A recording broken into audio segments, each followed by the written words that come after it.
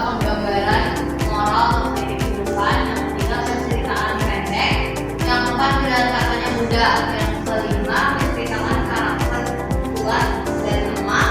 Yang keenam menggunakan setting alam. Yang ketujuh fiksi atau khayal. Ya, terima kasih ya.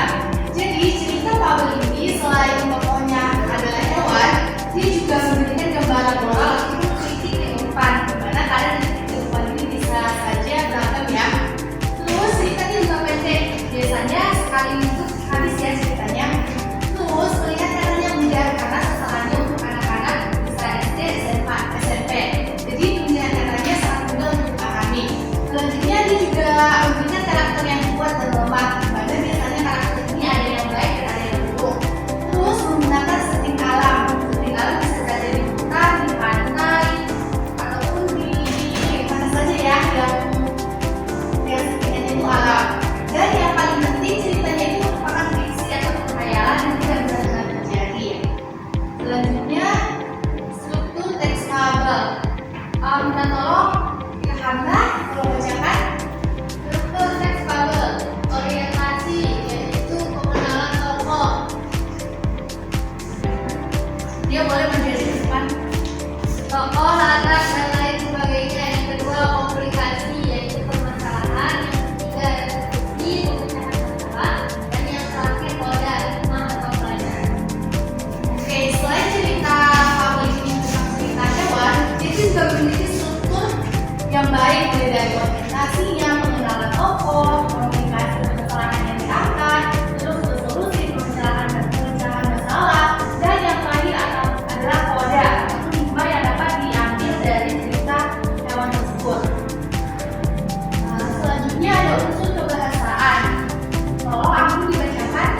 Yang pertama ada kata kerja, yang kedua ada kata sandang, si dan sang, yang ketiga kata keterangan tempat dan waktu, yang keempat menggunakan kata huruf, kemudian lalu dan akhirnya. Ya, keempat poin ini merupakan unsur kebahasaan yang ada dalam teks fabel. Jadi, tapi kelihatannya kalau semua ya, ambil tulis sendiri apa gimana?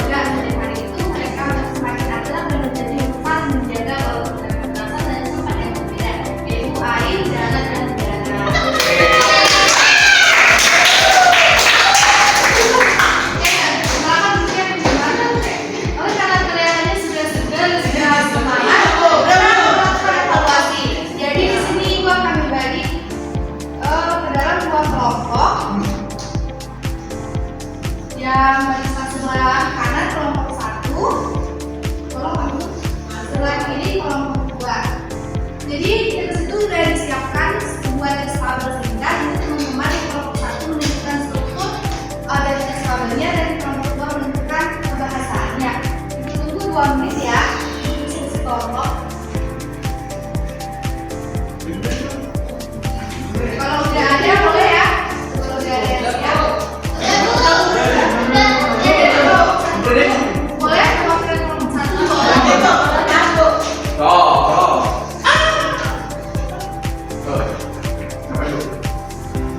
Menentukan struktur ya.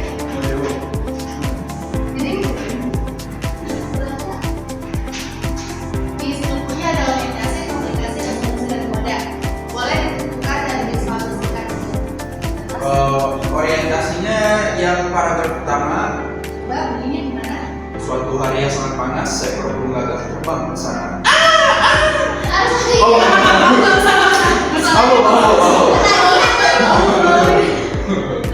Sana kemari mencari air, ia sudah terbang jauh, tapi tak menemukan setetes pun.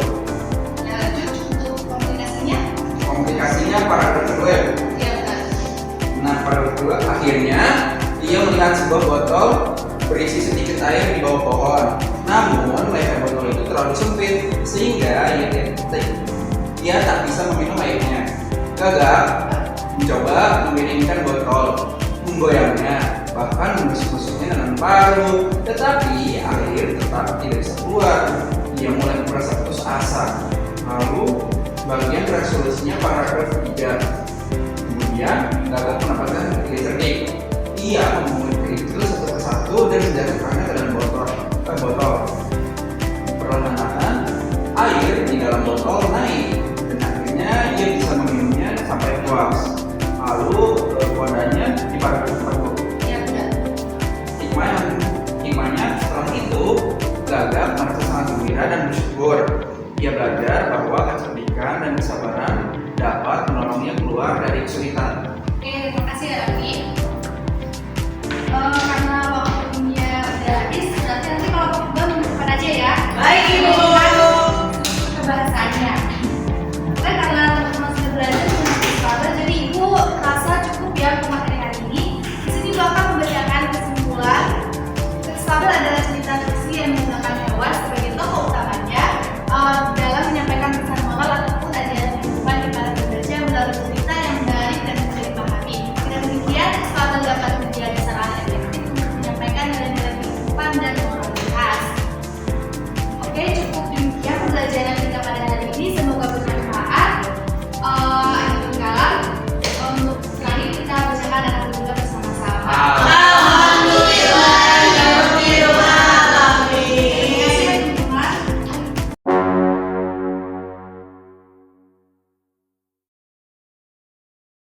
Thank you very much. Yay!